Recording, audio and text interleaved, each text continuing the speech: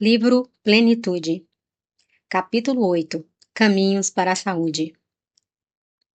O sofrimento é via de redenção espiritual em face do incompleto desenvolvimento moral do indivíduo.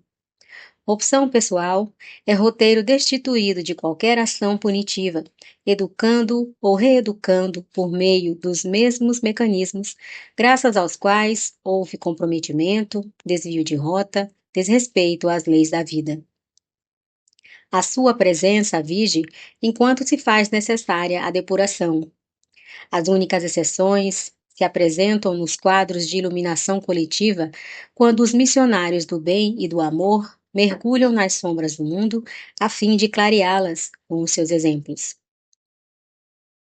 Não mais lhes sendo necessárias as dores físicas e morais, elegem-nas ou aceitam-nas como holocaustos espontâneos, a fim de ensinarem coragem, abnegação e sacrifício aos que estão na retaguarda, comprometidos com a ignorância e a ilusão, a rebeldia e a violência, o egoísmo e a negação do dever, todos eles geradores de sofrimentos, de enfermidades e dores. A saúde integral, a paz, a alegria interior resultam da lucidez mental que elege os atos corretos para a existência modeladora da ascensão. Enquanto não se convençam as criaturas de realizar o equilíbrio, a homeostase ideal entre o psiquismo e o corpo físico debater-se-ão nas malhas de qualquer tipo de sofrimento. A advertência ao desvio da linha de harmonia, ele se apresenta em forma de energia comprometida, bloqueada ou desequilibrada, facultando a instalação de doenças, de desares, de padecimentos de qualquer natureza. Certamente, as terapias convencionais ajudam na recuperação da saúde, na sua relativa manutenção. Todavia, somente os fatores internos que respondem pelo comportamento emocional e social podem criar as condições permanentes de bem-estar, erradicando as causas penosas, proporcionando outras novas que compensarão aquelas, se não superadas, promovendo o equilíbrio estrutural do ser.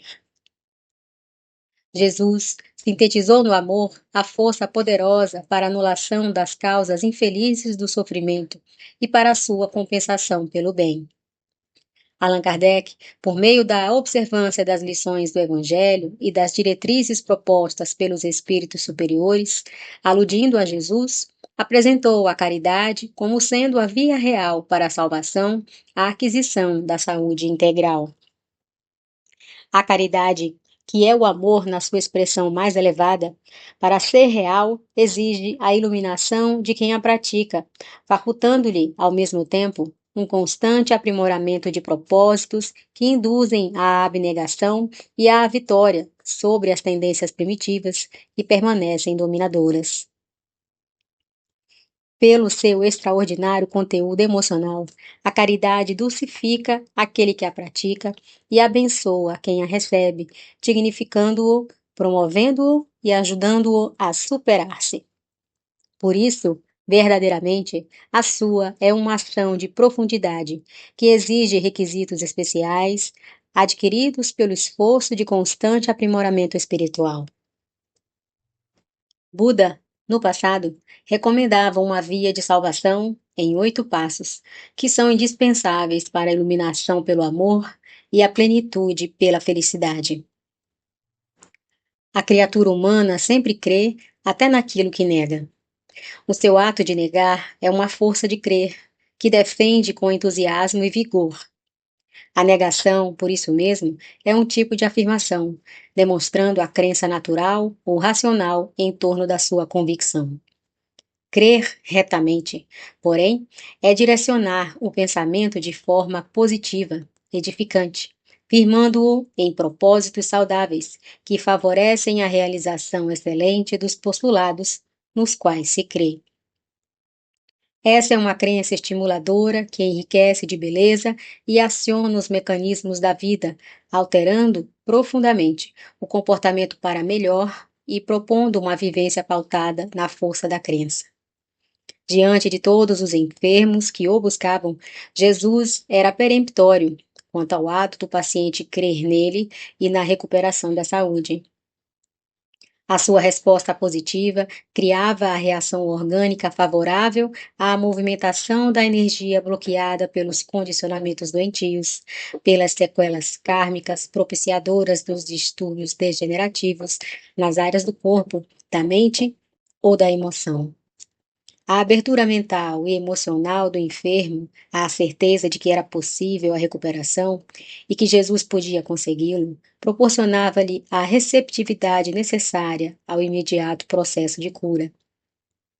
Assim, a fé tudo pode, pois aciona inexplorados mecanismos íntimos do homem, geradores de forças não utilizadas, modificando por completo a paisagem interna, depois externa do ser. A fé remove montanhas, acentuou Jesus. Ela é a canalização de todas as possibilidades psíquicas, alterando a ação das forças habituais. Quanto se apresenta, estimula a ação e vibra interiormente, gerando energias que vitalizam toda a maquinaria pela qual se movimenta. A crença reta faculta uma visão otimista da vida, que se enriquece de motivações que nada perturba. Sabe esperar e estimula ao prosseguimento da empresa, mesmo quando as circunstâncias parecem conspirar contra, ocasionando confusão ao projeto abraçado. Todas as conquistas da humanidade tiveram início no ato de crer corretamente, graças ao qual se movimentavam as pessoas, persistindo na execução dos planos mentais transferidos para a realidade objetiva. Nicolau Copérnico, por acreditar retamente no sistema heliocêntrico, sofreu humilhações constantes e lutou contra o sectarismo, a intolerância, o fanatismo e a ignorância, até provar que estava com a razão.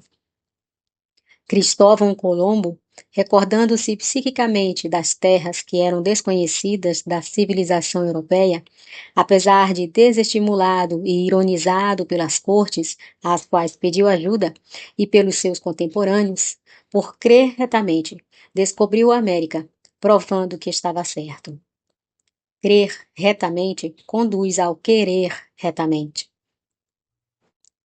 Uma das razões do sofrimento humano é o querer equivocadamente, conforme a ilusão do prazer imediatista e alucinado, que elege o dispensável em detrimento do essencial, de acordo com o transitório e não com o permanente.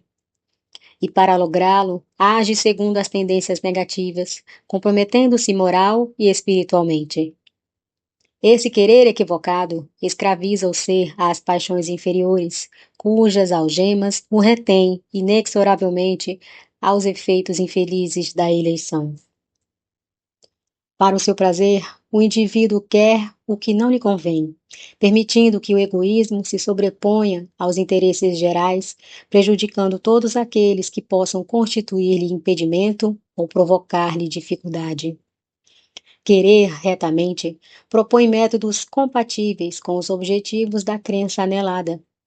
Os meios incorretos não são justificáveis quando usados para fins nobres, porquanto degeneram os ideais que devem permanecer pulcros. Sem o uso dos meios correspondentes, as realizações perdem a qualidade de que se devem revestir.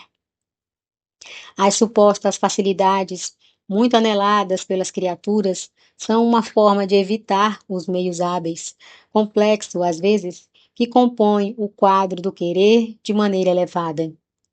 Não que as realizações mais fáceis signifiquem desvio de meta.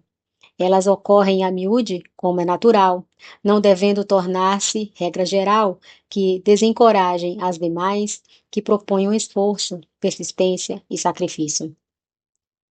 Quem elege a montanha não evita a ascensão difícil, porquanto faz parte da aspiração que se sustenta interiormente. O ato de querer torna menos ásperos os desafios e as dificuldades.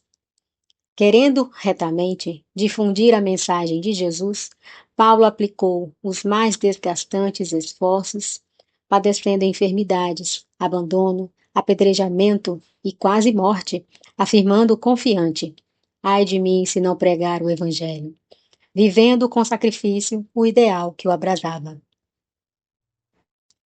A preservação do querer com retidão rechaça as propostas ignóbeis, mesmo quando se apresentam como fórmulas salvacionistas solucionadoras. O que não tem a chancela da retidão desmerece a qualidade da ação. Jesus sempre quis retamente e sempre assim agiu, tornando a sua mensagem uma luz inapagável a varar os séculos, superando desfigurações, interpolações e adulterações lamentáveis. Quando se crê e se quer crer retamente, fala-se com a mesma qualidade de intenção, e essas palavras, conforme se refere o Evangelho, exteriorizam o de que está cheio o coração. Indispensável, portanto, a vivência íntima das aspirações superiores, a fim de que a música da palavra traduza para o exterior retamente. A palavra é valioso instrumento de comunicação que tem entorpecido grandes ideais da humanidade por não ser fiel aos sentimentos que deveria expressar. Fala-se por falar-se. Fala-se para dissimular emoções e ideais. Fala-se com objetivos sórdidos e prejudiciais. A palavra que liberta igualmente faz-se meio de escravidão. Por isso, a arte de falar impõe requisitos que são essenciais para expressar-se retamente. Deve-se pôr na palavra a descrição que sabe como e quando falar, evitando gerar constrangimento e amargura. Não faltam, no mundo, acusadores e pauradores da inutilidade, das ideias vazias de conteúdo, de ironias e sentidos dúbios. Eles inquietam e anatematizam, infelicitam e desajustam, dominados por idealismos falsos e paixões inferiores. O falar retamente fomenta o progresso, desenvolvendo as aspirações que se exteriorizam em ideais de liberdade e amor, impulsionando as criaturas para a frente, para o bem. Falando retamente, Sócrates desenvolveu a filosofia, elevando-a às cumeadas e dignificando os princípios éticos e morais que ainda constituem base ao idealismo, ao espiritualismo. As boas palavras enrijecem o caráter, dulcificam o coração e iluminam a vida. As más entorpecem os sentimentos, deformam a conduta e matam os ideais de enobrecimento. Crer, querer e falar retamente produzem uma vibração de paz que fomenta a saúde, alterando o comportamento emocional, que refaz o equilíbrio da energia, modificando o campo no qual se instalam as enfermidades. São, inevitavelmente, caminhos para uma existência saudável. Logo surge o momento da ação, que equivale à diretriz do operar retamente. Os requisitos anteriores alcançam o seu momento máximo na ação, sem o que deixam de influenciar, como necessário, o comportamento que retrata a realidade íntima da pessoa. A retidão impõe-se em todos os passos da existência humana. Um coração tranquilo é resultado de uma conduta reta e, por consequência, fator basilar para uma consciência de paz. Interdependem-se, portanto, esses elementos para uma vida feliz, desde que olhar-se para trás sem remorsos, agir-se sem medo, em face dos sentimentos enobrecidos, produzem um estado de paz que nada perturba, porque enraizada na maneira de operar, conduzindo a caminhada retamente. O mundo progrediu sempre graças àqueles que agem com retidão. Os seus exemplos de dedicação às causas dignificadoras tornaram-se a base do processo de engrandecimento da vida e das demais criaturas. Conscientes das suas responsabilidades, não temeram as perseguições, as lutas ásperas, os sacrifícios, nem mesmo o holocausto, quando este se fazia necessário, desde que permanecesse impoluto o ideal que sustentavam. Sabiam que a morte do corpo não destrói a ideia grandiosa e que é no sangue do martirológio que a semente da verdade germina, a fim de poder frondejar mais tarde, abençoando com flores e frutos. Como se mede a grandeza ou a pequenez das criaturas, graças aos ideais que possuem? É na ação que se avalia a excelência das suas aspirações, pois que aí, ao operá-las, trazê-las ao mundo objetivo, é que elas experimentam a intensidade dos fornos onde são lançadas antes de se tornarem realidade. Entre companheiros doentes e em uma sociedade injusta, é um verdadeiro desafio operar retamente. As propostas da insensatez se multiplicam, os conchavos da desonestidade, bem urdidos e disfarçados de legais, enxameiam. As concessões morais e conveniências fazem-se quase normais, dificultando a ação correta. Quem age com retidão parece alienado, é mal visto, tido por excêntrico, ou como se o fizesse para pretender chamar a atenção. Há uma oposição sistemática, ancestral, arquitetada contra o correto, de modo a impedir e desmascarar da fraude e da corrupção em predomínio. Operar retamente é técnica de terapia preventiva quanto curadora para o sofrimento. Quem não atua errado não tem necessidade de repetir a experiência, refazer o caminho, ressarcir débitos. Tal ação, entretanto, começa nas pequenas decisões, nas realizações mais simples e de aparente significação sem importância. Tudo é importante na vida. Os pequenos atos são preparatórios dos gestos grandiosos e das realizações vultosas. Manter o mesmo nível de conduta reta em uma pequena, como noutra atividade de relevo, é forma de treinamento para uma vivência equilibrada. Viver retamente é, portanto, o passo seguinte. As ações que se sucedem transformam-se no modus operandi de cada indivíduo, que aí passa a ter o seu modus vivendi. Quem age retamente, vive retamente. O seu hoje representa as ações antes realizadas e o seu amanhã defluirá das suas atividades hoje desenvolvidas. Não se homilia no erro, não se exalta, não se deprime. Suas horas transcorrem harmoniosas e as suas lutas, mesmo quando desgastantes, não o infelicitam, porque elas são conquistas de patamares mais elevados que aguardam. A vida adquire sentido e significação porque, não se acabando no túmulo, amplia-se ao infinito, rica de oportunidades excelentes de aprendizagem e planificação. Gandhi recomendava a igualdade racial, de deveres e direitos.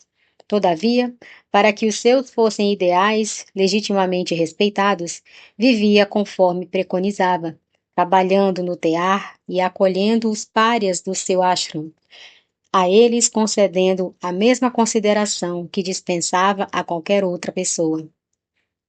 Viveu pobremente, de acordo com o que considerava as necessidades básicas para a vida e prescrevia para as demais criaturas.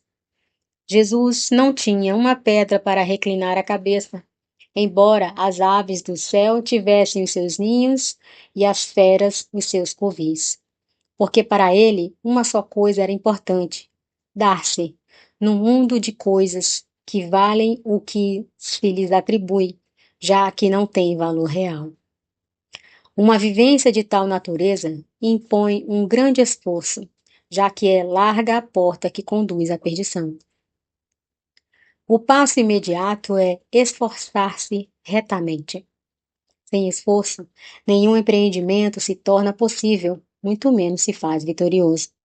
A intensidade do esforço desvela a qualidade do caráter. Sem uma disciplina que o exercício prodigaliza, o esforço deperece e as aspirações morrem. Essa força, que decorre do querer, é responsável pelos resultados das aspirações colocadas na prática. As pessoas que não se esforçam por preservar os ideais de enobrecimento perdem as batalhas da evolução antes mesmo de iniciá-las, perturbando a marcha do progresso geral. Afirma-se muito, como justificativa para não se esforçar, que não se logra manter o nível do ideal necessário. No entanto, a execução dos hábitos viciosos dá-se mediante esforços que se incorporam ao cotidiano como fenômeno natural. A libertação deles somente é possível através do investimento de energias que se lhes opõem. Não raro, os indivíduos, em razão do prazer que experimentam na vivência viciosa, sacrificam-se, aplicando todos os valores imagináveis, a fim de continuarem com as sensações a que se escravizam. Quando se lhes propõe, no entanto, a mudança para as emoções duradouras, negam-se ao esforço, por acomodação ao que já fruem, mesmo que lhes seja desgastante. Ninguém vive sem esforço. Ultrapassados os limites dos fenômenos automáticos, a vida exige o empenho da vontade, a aplicação e direcionamento das energias. Quem se esforça em um sentido, realiza-o também em outro, se quiser. Esforçar-se retamente é saber aplicar a capacidade dos seus recursos naquilo que propicia a felicidade real, duradoura, sem as aflições dos prazeres fugidios, que necessitam de repetir-se sem cessar, não lhes aplacando a sede, antes aumentando-a perturbadoramente. No esforço bem dirigido, as energias se retemperam e as motivações, por serem elevadas, mais atraem a novos tentames que se sobrepõem aos limites e desgastes dos sofrimentos. A mente, colocada em áreas nobres, anestesia as sensações dos desajustes e das enfermidades, emulando na conquista da harmonia que se alcança mediante esforço retamente aplicado. Das pequenas e constantes tentativas de agir corretamente, se desenvolvem as forças que serão canalizadas para os grandes cometimentos, mesmo que desconhecidos das demais pessoas. A constante renovação moral e todo o trabalho de alterar a estrutura do comportamento exigem um reto esforço que leva ao êxito. De natureza íntima, decorrem do crer nas metas a alcançar, do valor que possuem, a fim de querer com afinco, de modo a envidar a capacidade de ação, sem o que o tentame malogra. Esse esforço decorre da aplicação do pensar retamente. O que se cultiva no pensamento transborda para a esfera objetiva, constituindo-se elemento existencial do comportamento humano. O pensamento é a fonte geradora e o dínamo condutor da vida para a vida. A energia encontra-se presente em tudo, aguardando que o pensamento a comande, a direcione. No que tange aos sofrimentos, na sua multiface, a ação mental é relevante. Todo aquele que se deixa dirigir pelo pessimismo e pela depressão faz quadros enfermiços, debatendo-se nas malhas de dores perfeitamente dispensáveis. Por um processo de natural afinidade, sintoniza com as doenças, abrindo brechas nas próprias resistências para a instalação de males e perturbações afligentes. O bombardeio constante contra os sutis mecanismos da emoção e da aparelhagem orgânica termina por desarticular-lhes o equilíbrio, produzindo o desajustamento que facilita a penetração dos agentes degeneradores. A ação do pensamento reto, pelo contrário, produz o fortalecimento do campo psicofísico, expulsando as doenças e gerando sucessivas ondas de bem-estar, que são responsáveis pela saúde. Acrescente-se a esse quadro a interferência dos espíritos desencarnados no cotidiano das criaturas humanas. Os raios mentais direcionados em um ou outro sentido facultam a sintonia com entidades de teor vibratório correspondente. Não é, pois, de surpreender o atual surto epidêmico de obsessões, que decorre da afinidade mental e moral existente entre os homens aturdidos e os espíritos infelizes, com os quais os primeiros mantêm convivência ideológica. Ideoplastias enfermiças, formas pensamento extravagantes e doentias terminam por criar uma psicosfera viciada que intoxica as pessoas, aumentando o quadro das enfermidades, estas últimas de diagnose difícil pela medicina convencional e cuja terapia terá que partir do próprio paciente por meio de uma radical mudança de comportamento mental e moral, a fim de desatrelar-se das vibrações que o envolvem. Pensar retamente faculta harmonia psicológica e sintonia com os benfeitores da humanidade, em cuja convivência psíquica se aurem energias benéficas propiciadoras de saúde, e vão atuar nas causas dos sofrimentos, alterando-lhes a vigência e os efeitos. Quem pensa retamente encontra-se consigo mesmo, com o seu próximo e com Deus. O hábito saudável de pensar conduz à etapa final, que é meditar retamente. Fixam-se nos painéis da memória, por educação mental perniciosa, em maior quantidade, as impressões infelizes, os atos reprocháveis, as aspirações inferiores, e, por isso, afirma-se com leviandade que meditar é muito difícil. Basta, porém, que se mude a direção dos hábitos mentais e se criarão as bases da meditação. Como não se vive sem pensar, exceção feita aos portadores de psicopatologias graves, deve-se fazê-lo sempre de forma positiva e otimista, gerando um novo costume no campo mental até que seja absorvido e transformado em automatismo pela repetição natural. Por mau hábito, quando algo de negativo acontece, a pessoa se deixa consumir, entregando-se, comentando, repetindo e fixando, quando a atitude a tomar deveria ser totalmente oposta. No entanto, quando algo de bom e útil acontece, raramente se analisa, penetra e revive, logo substituindo-o por outro fato desagradável, acostumando-se com o último em detrimento do anterior. Natural que, desacostumado à reflexão em torno do bem e da paz, da saúde e da alegria, tenham dificuldade em meditar retamente. Nas primeiras tentativas, os arquivos da memória liberam as impressões deprimentes, perniciosas, e o candidato desiste, quando deveria prosseguir com esforço para liberar-se dessas e fixar as novas imagens e aspirações geradoras de saúde, de felicidade. A concentração é a fixação da mente, por interesse ou seleção, em qualquer pensamento, em alguma ideia especial que se deseje analisar ou reter. Meditar é aplicar a concentração na busca de Deus interiormente, com determinação e constância. Seu objetivo único é o de atingir o fluxo divino e reconhecer Deus, senti-lo e alimentar-se da sua energia. É o estado de quietação mental.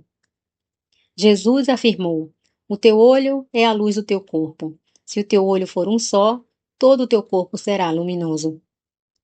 Se o indivíduo permitir-se olhar para dentro, todo ele se torna uma só ideia visual.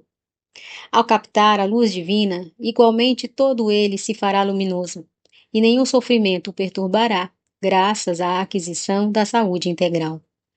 A meditação reabastece de energias salutares, refazendo a harmonia do psiquismo e a do organismo físico. Quem medita retamente, crê, quer, fala, opera, vive, esforça-se e pensa com retidão, adquire os valores indispensáveis à salvação. Nesse estágio, a pessoa doa-se e já não mais vive, sendo o Cristo quem vive nela. Liberta-se, por fim, do sofrimento.